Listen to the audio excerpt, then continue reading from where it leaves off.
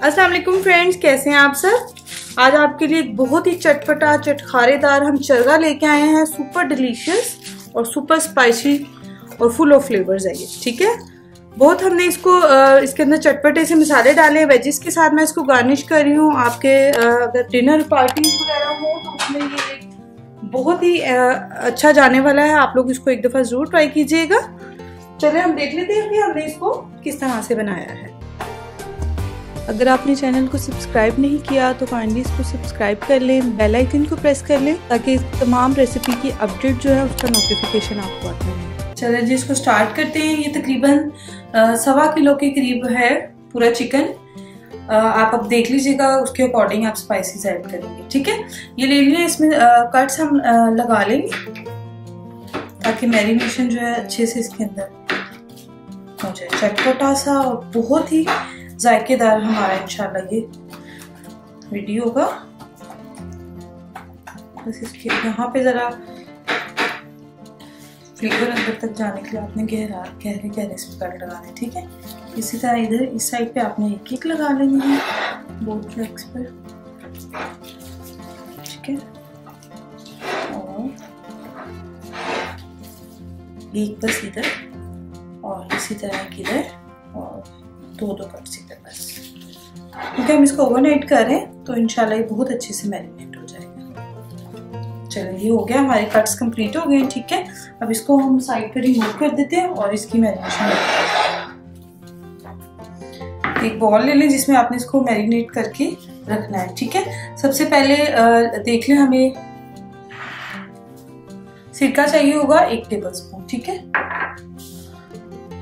एक lemon juice है, big size का था, अगर आपके पास छोटे हो तो आप 2 भी ऐड कर सकते हैं। और 1.5 टेबल स्पून लहसुन अदरक का पेस्ट, ठीक है। चटपटा सा हम बना रहे हैं। स्पाइसेस आप देख लें, इसमें स्पाइसेस में कोई भी आप किसी भी ब्रांड का ले सकते हैं। टिक्का मसाला और तंदूरी मसाला, ये दोनों का कॉम्बिनेशन मैं आपको बता रही हूँ, उससे हमारा बहुत ही डिफरेंट सा टेस्ट निकल कर आएगा। और चाट मसाला, टिक्का मसाला 1 टेबल स्पून और तंदूरी मसाला 1 टीस्पून, चाट मसाला 1 टीस्पून, कश्मीरी लाल मिर्च है, ये तकरीबन जाएगी 1 टेबल स्पून। अगर आपके पास ना हो तो आप नॉर्मल भी ऐड कर सकते हैं, ये कलर के लिए हम डाल रहे हैं। सॉल्ट आप अपने टेस्ट के अकॉर्डिंग डालेंगे, मैं 1 टीस्पून डाल रही हूँ और एक चिकन क्यूब, ठीक है। ये स्पाइसेस इसके अंदर चली जाएंगी। इसमें दही वगैरह हम ऐड नहीं कर रहे। इसको अच्छे से हम मिक्स कर लेंगे। मैरिनेशन चटपटी सी रेडी।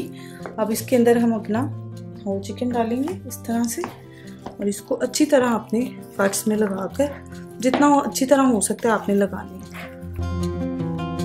रिटन रेसिपी के लिए आप वेबसाइट को फॉलो कर सकते हैं, वहाँ तमाम अज्जा आपको रिटन फॉर्म में मिल जाएंगे, ठीक है। जो न्यू देखने वाले हैं, अगर आपको हमारा काम अच्छा लग रहा है, रेसिपीज अच्छी लग रही हैं तो प्लीज़ सब्सक्राइब ज़रूर कीजिएगा और फीडबैक देना मत भूलिएगा।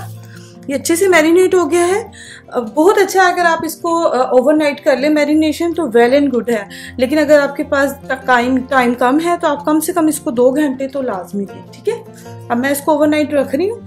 इंशाल्लाह फिर जब ये अच्छे से मैरिनेट हो जाएगा फिर आपको इसको बनाकर दिखाएंगे। ये देखिए फ्रेंड्स, ये तकरीबन इसको हो गए हैं 15 घंटे, ठीक है। मैंने रात को इसको मैरिनेट किया था, अब इवनिंग हो गई है, बल्कि ज़्यादा ही टाइम हो गया और बहुत अच्छे से ये मैरिनेट हो गया।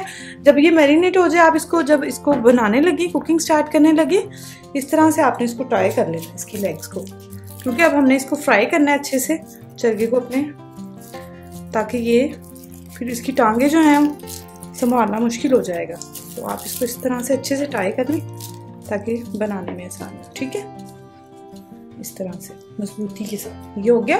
फॉइल से कर लें, धागे से कर लें, जो भी आपके पास है। एक दफ़ा फिर आप ये मसाला सारा लेकर तो इस पे लगा दें, ठीक है। थोड़ा सा चलें जी, आ जाए पैन की तरफ। चलिए जी फ्रेंड्स, ऑयल गर्म हो गया था, फिर मैंने चूल्हा स्लो कर दिया। आपने इस डायरेक्शन में इसको डाल देना, ठीक है।